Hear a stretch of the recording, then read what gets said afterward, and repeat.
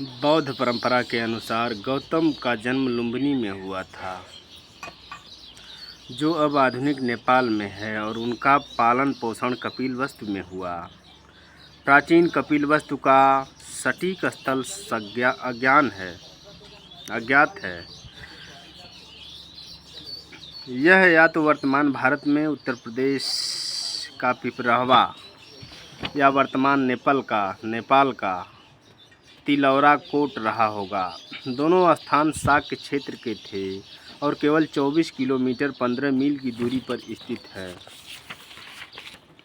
3री शताब्दी ईसा पूर्व के मध्य में सम्राट अशोक ने निर्धारित किया कि लुम्बिनी गौतम का जन्मस्थान था, और इस प्रकार वहां एक स्तंभ स्थापित किया जिस पर यह शिलालेख था। यह वह स्थान है जहां बुद्ध शाक्य ऋषि शाक्य मुनि का जन्म हुआ था। महावस्तु और ललिता विस्तार जैसी बात की जीवनियों के अनुसार उनकी माँ माया देवी शुद्धोधन की पत्नी देवदाह की राजकुमारी थी, जो कोलीय साम्राज्य की प्राचीन राजधानी थी, जो अब नेपाल का रूपन्देही जिला है। किंवदंती है कि जिस रात सिद्धार्थ गर्भ में थे, रानी माया ने सपना देखा कि 6 सफ़ेद दांतों वाला एक सफ़ेद हाथी उनके दाहिने हिस्से में प्रवेश कर गया, और 10 महीने बाद सिद्धार्थ का जन्म हुआ। जैसा कि शाक्य परंपरा थी, जब उनकी मां रानी माया गर्भवती हुई तो उन्होंने बच्चे को जन्म देने के लिए कपिलवस्तु को अपने पिता के राज्य के लिए छोड़ दिया। कहा जाता है कि उनके बेटे का जन्म रास्ते में लुम्बिनी में एक साल के पेड़ के नीचे एक बगीचे में हुआ था। शुरुआती बौद्ध स्रोत बताते हैं कि बुद्ध का जन्म एक कुलीन क्षत्रिय पालीखट्टिया परिवार में हुआ था, जिसे गौतम संस्कृत गौतम कहा जाता था, जो शाक्य का हिस्सा थे, जो भारत और नेपाल की आधुनिक सीमा के पास रहने वाले चावल किसानों की एक जनजाति है।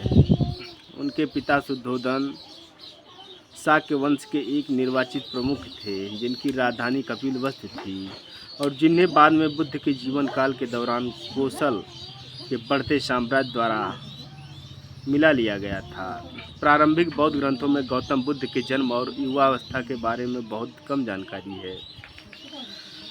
बाद की आत्मकथाओं ने एक राजकुमार के रूप में युवा गौतम के जीवन और उनके अस्तित्व संबंधी परेशानियों के बारे में एक नाटकीय वर्णन विकसित किया।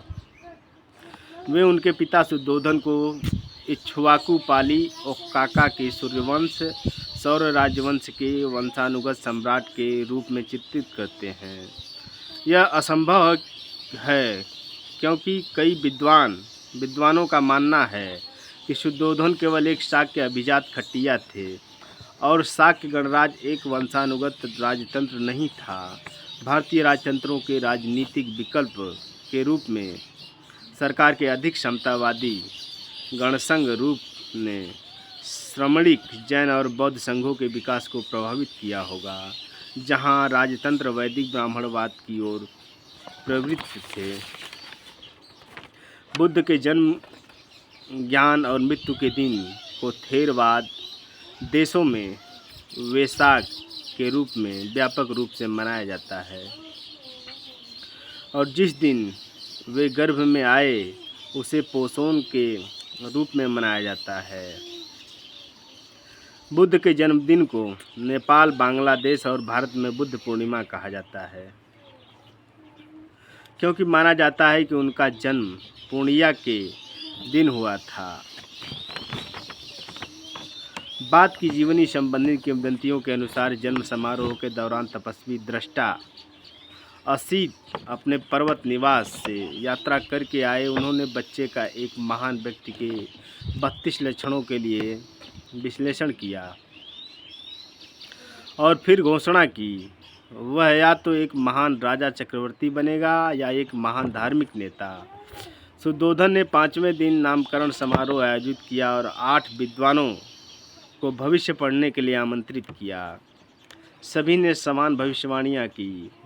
कोडन्ना सबसे कम उम्र के और बाद में बुद्ध के अलावा पहले अरहत बनने वाले एकमात्र ऐसे व्यक्ति माने जाते थे जिन्होंने स्पष्ट रूप से भविष्यवाणी की थी कि सिद्धार्थ बुद्ध बनेंगे।